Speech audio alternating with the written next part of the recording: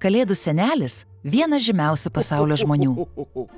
Jo kompanija – viena seniausių ir dirba tarptautiniu mastu.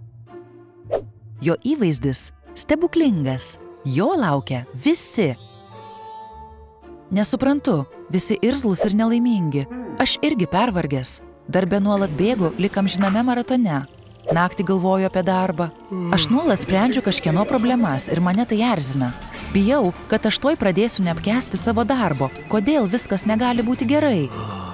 Ar pagalvojai, kas tau kelia įtampą darbe, kas labiausiai vargina? Ar paklausei, kaip nykštukų komanda jaučiasi darbe?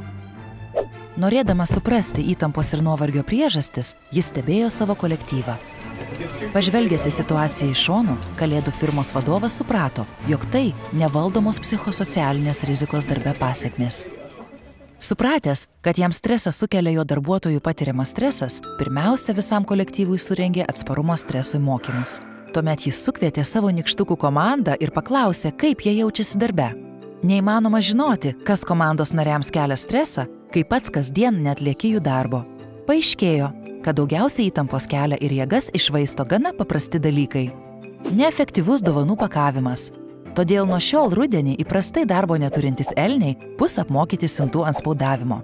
Daug nemalonių jausmų kelia užsakymus atvežančios piktos voverės. Todėl kiekvienas nykštukas bus apmokytas bendravimo su agresyviomis voverėmis subtilybių. Nykštukams trūksta kokybiško poilsio, be to jie neturi pakankamai laiko savo asmeniniam gyvenimui. Todėl nuspręsta nesiuntinėti laiškų po darbo valandų ir užtikrinti kokybiškas poilsio pertraukas.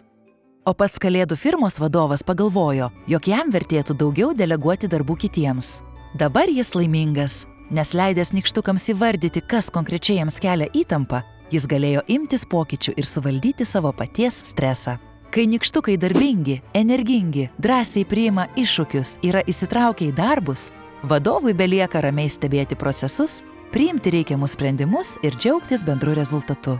Jei bijome akistatos su darbuotojų ir vadovų streso priežastimis, negalime jų valdyti, todėl patiriame krizines situacijas ir nuolat sprendžiame problemas, kurių iš tiesų gali ir nebūti. Valdyti psichosocialinę riziką darbe yra labai paprasta su sveikatadarbe.lt ekspertais.